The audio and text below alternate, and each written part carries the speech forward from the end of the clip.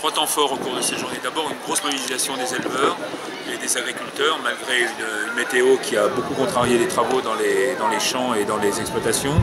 Donc je suis très heureux qu'ils aient pu monter par milliers et certains avec leurs animaux. Le deuxième temps fort, c'est finalement la relation que nous avons pu construire aujourd'hui avec les Parisiens, en particulier pour expliquer ce qu'était notre métier, ce qu'étaient nos savoir-faire, nos traditions.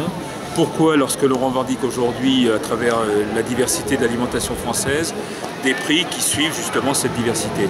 On ne peut plus aujourd'hui produire avec autant de richesse, autant de diversité et vivre avec des prix qui sont souvent des références européennes ou mondiales. Et puis bien sûr, troisième message, celui-là il est à l'adresse notamment des pouvoirs publics. Alors des pouvoirs publics et j'allais dire de nos partenaires de la filière, pouvoirs publics d'abord, parce que vous le savez, nous sommes en pleine négociation sur la PAC, on a des problèmes de compétitivité, on a des problèmes de réglementation et de normes qui pèsent de plus en plus. On a sur le plan social des propositions qui ont été faites dans le cadre de la conférence sociale.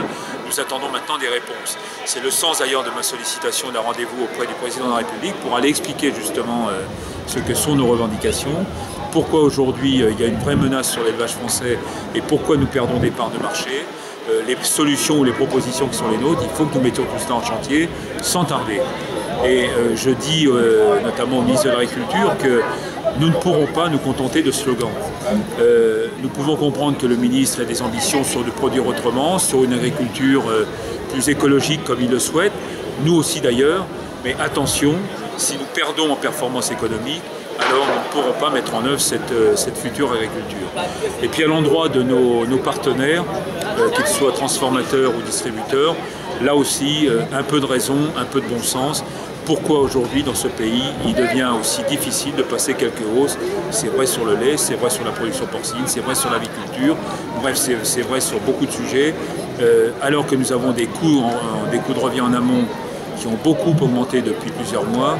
Comment se fait-il que nous soyons un des rares pays où nous n'arrivons pas à passer quelques hausses auprès justement de la distribution?